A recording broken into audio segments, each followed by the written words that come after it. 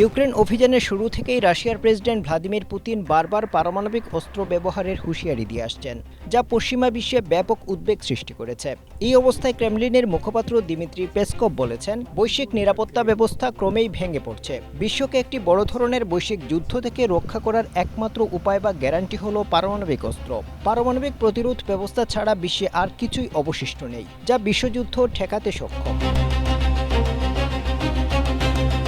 তিনি সতর্ক করে বলেন, প্রযুক্তির অগ্রগতির সঙ্গে সঙ্গে অদূর ভবিষ্যতে পারমাণবিক অস্ত্রের সমকক্ষ ধ্বংসাত্মক ক্ষমতাসম্পন্ন অপারমাণবিক অস্ত্র তৈরি হতে পারে। যুক্তরাষ্ট্র ও রাশিয়ার মধ্যে স্বাক্ষরিত সর্বশেষ পারমাণবিক অস্ত্র নিয়ন্ত্রণ চুক্তির নিউ স্টার্ট এর মেয়াদ শেষ হয়েছে চলতি বছরের ফেব্রুয়ারি মাসে। স্ট্রবেরি সুপার ডটেড ও ক্লাসিক ভ্যারিয়েন্ট সেন্সেশন জাগুক শিহরণ।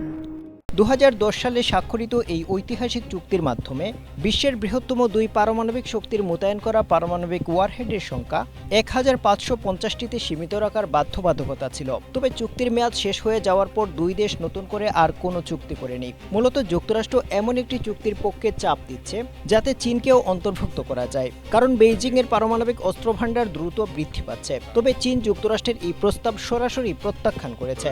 অন্যদিকে রাশিয়ার দাবি, নতুন কোনো চুক্তিতে যদি চীনকে অন্তর্ভুক্ত করতেই হয়, তবে যুক্তরাষ্ট্রের পরমাণু সমৃদ্ধ মিত্রদেশ ব্রিটেন ও ফ্রান্সকে এই চুক্তির আওতায় নিয়ে আসতে হবে।